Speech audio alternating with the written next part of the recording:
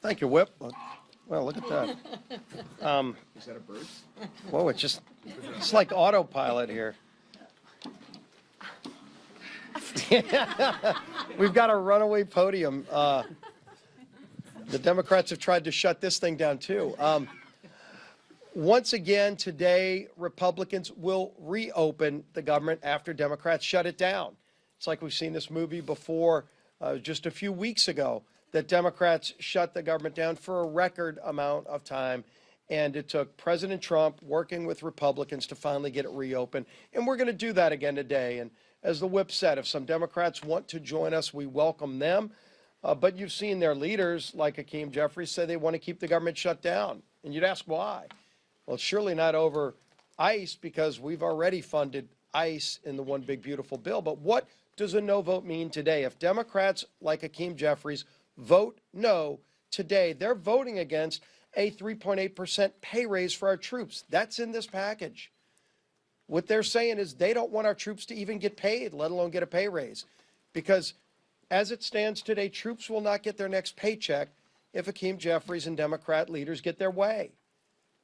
TSA agents who keep our airports operating so people can go see relatives flying around the country, that will shut down if Democrats vote no. FEMA is right now giving aid to a lot of states that have had massive damage from freezes. Democrats voting no shuts that down. And so Republicans will be the responsible party once again to keep the government open, to reopen this government and focus on the priorities that the voters elected Donald Trump and House and Senate Republicans to go implement. We will keep doing that work, even with a razor-thin margin. And I know, yes, sometimes the odds look lower than the Patriots winning the Super Bowl, but that's okay, because we are here to do a job, and we're going to do that job. And whoever wants to join us on the Democrat side is free to. And look, we've been able to deliver a lot of bipartisan wins on a number of areas.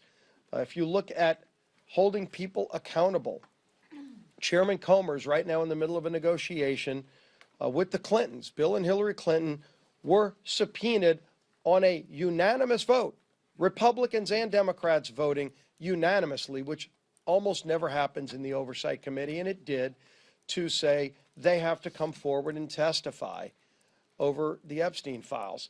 And they have been refusing and refusing for months, and finally at the midnight hour, when a contempt resolution is sitting over their heads, did they finally start talking, but they are not in full compliance. They have until noon today to fully comply. Otherwise, we will move contempt tomorrow against the Clintons. And again, that was a bipartisan vote out of committee to say that nobody's above the law. The Clintons have to comply with the subpoena like everybody else. I think it was Jamie Raskin who said, when you're subpoenaed by Congress, you have to show up. We'll see how he votes on that tomorrow if the Clintons fail to comply.